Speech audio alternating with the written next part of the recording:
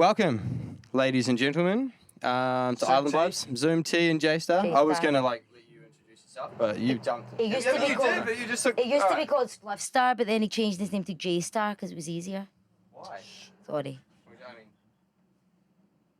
That's not really the truth. All right.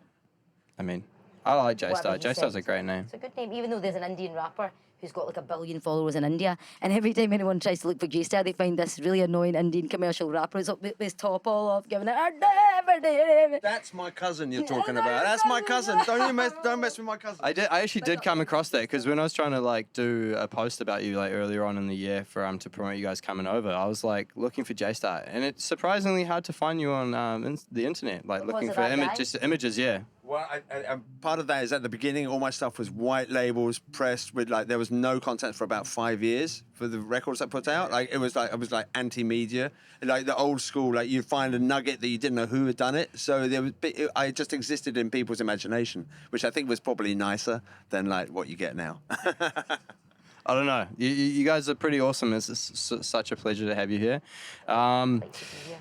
You guys you played one set already. Yeah. And about main set, aye. Yeah, Yesterday. and you're on again today. Wow. Yeah. I've been roped into it. Actually, I'm delighted. I shouldn't say that. Sorry, Monkey. Monkey Mark. I've done an album with him like 5, 6, 7 years ago. In fact, 8 years ago now, maybe 9 years ago. And it's called Bullets Over Babylon. It's a really activist album, and it was me and Monkey Mark. And finally, we get to debut a couple of those tracks live. So I've been learning the lyrics. I won't tell anyone. I was talking with Monkey Mark just before over at his villa. He said that you guys used to live together. Actually... Have you got any juice on him? Can you spill any? Because we're going to, right after this, I'm going to go and interview Monkey Mark, so we can be like, right. Let me explain this whole you used to live together. I was living in a flat in Germany at one point, and one of my mates actually brought this producer friend to my house. He was like, he doesn't have anywhere to stay. He was staying in like, I think a caravan or whatever. And I was like, you can stay with me. I'm going to be on tour. You can stay in my spare room. And then it was Monkey Mark. And literally when he was at the front door, he had his laptop. He's like, I make beats as well. And I heard that you're an MC. So let's hear them. And his beats were sick. I was like, what? Instantly started rapping over them. And I was like, let's make an album. Started recording some tunes. I went away on tour. I said, you can stay here as long as you want. Just leave the keys in the letterbox. I went away on tour, I think, for weeks or months. And I came back, he was there still, all settled in, and then we finished the album because of that.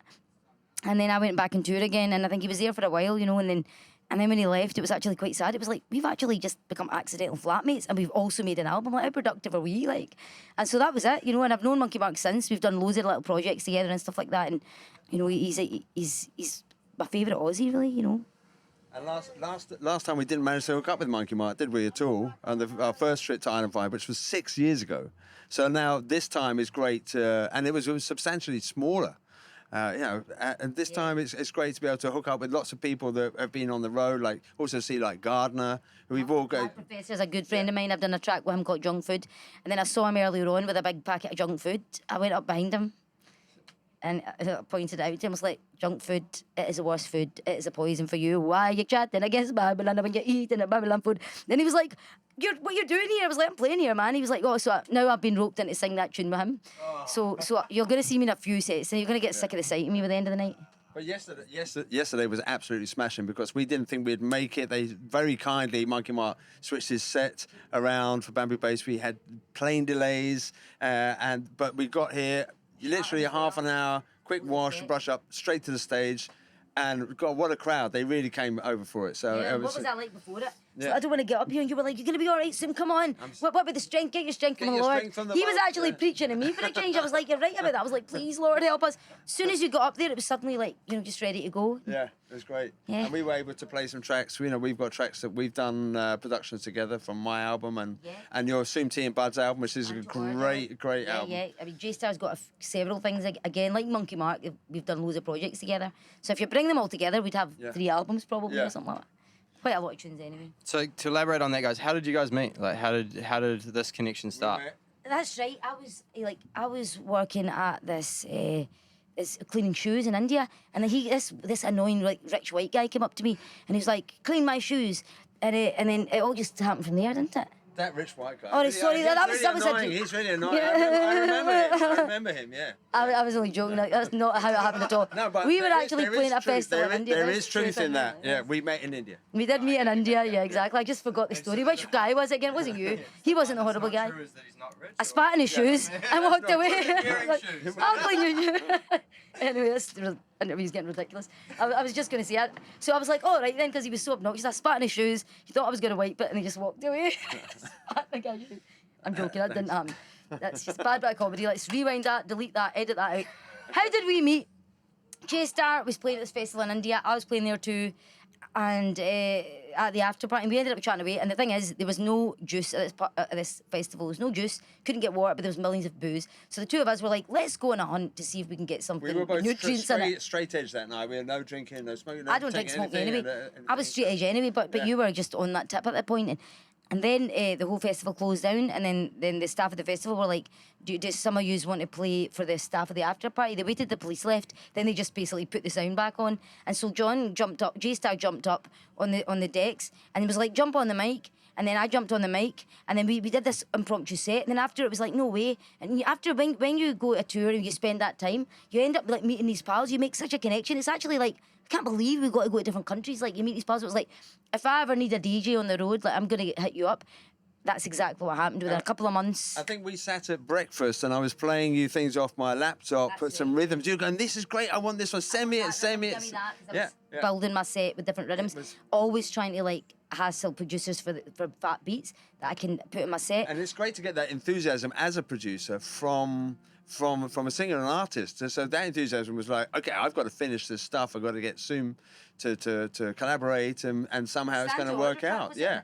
And initially, the stand to order was like just the dub that he gave us, and I actually developed it on the road. You know, I'd freestyle the verses, but the stand to order and Macca rhythm, but we never did. And that the Macca rhythm, you know. Oh, that should come, shouldn't we? Exactly.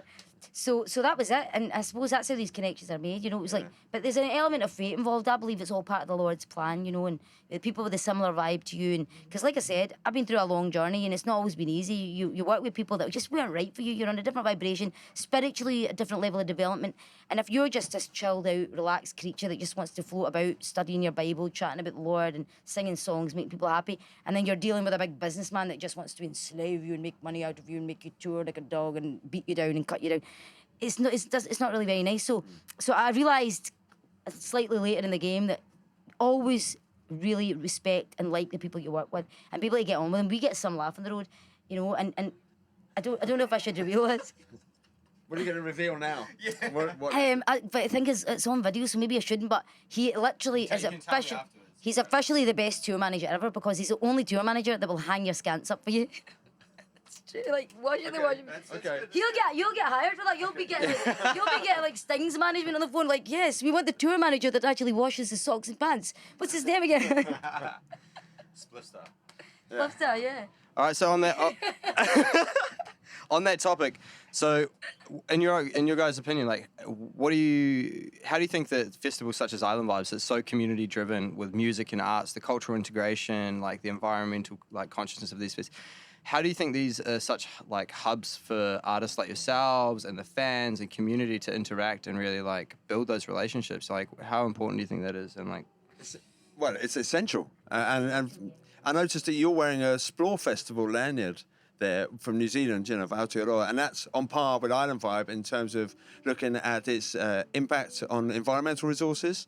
And also it's a festival that brings loads of artists from around the world together who often don't get a chance to see each other on the road. And you're in this beautiful setting and you're being very aware culturally, because over there, obviously with the Māori and Moriori and peoples, and here with the First Peoples, there's a lot of integration. So it kind of sets a benchmark by the festivals to say, oh, let's take some of this back and look at it. And when we talk to people about our favourite festivals, we can mention these and the things they do and the policies they have on site, whether it's the way that volunteer systems are working, or the way that the disposal of rubbish, or the plate thing that you've got going on here. It's quite unusual, and like they're trying lots of new things, and good on everyone and all the volunteers, fantastic people, and of course Morgan Rudcat who brought us over here in the first place. Yeah, And just like the kind of artists they bring along, it's a lot of underground artists that have been going for 25 years that haven't dipped their foot into the sellout world of Babylon corporate music. And I think it's so important that festivals that support artists like us, because there are millions of festivals out there that have already sold out to this Babylon, because major labels come along and go, okay, you can't have JStar and SoomT, but we'll pay you, X amount of money if you put Justin Bieber on your lineup. How depressing is that? But actually, a lot of these people that are at the top of the festival game are like, yeah, why not? I mean, then we could just retire, and that proving that they never really did it for music in the first place. But festivals like this and others like it, it's all about the music. They know the music. They've known your music for years. They appreciate it. So for them, and just like for us, it's a privilege to be able to play for our fans. And it's a privilege for them to be able to bring artists. I mean, I'm a promoter myself now in Bristol, and it was a privilege for me to start to bring artists that I love to bits. It was so like, there was no limit to what I would invest into it, just for the opportunity to bring them to my city, to be able to put a night on, to see them play, bring them an audience, and take care of them for a day. It's like, it's a privilege, but I think this festival definitely captures that ethos. God bless this festival. In Jesus' name, we love this festival, and all the people that work here, and God bless you all. Awesome. Unfortunately, we can hear that the music is cranking. The vibe is kicking off back on the island. It's been a pleasure to have you both here and to get a little bit of insight on what it's like to have the world's best tour manager, the world's best shoe cleaner. He always reminds me, he's like, yeah, but on this tour, I'm your DJ, man. And I was like, yeah, because... And his producer, yeah, but the tour management skills just bleed through as well into it, and it's suddenly like, this is so handy. Exactly, yeah. I'm learning about it as well. I try to do a bit of tour management, I go and get the juice sometimes. Yeah, you tour manage me on the health tips, don't you? Keep me healthy. There you go. Here's some seeds. Some seeds, yeah. You keep him nourished with a great breakfast. Well, I wish this could be longer, but we look forward to seeing you guys later, and it's amazing to have you here. So pumped, so pumped.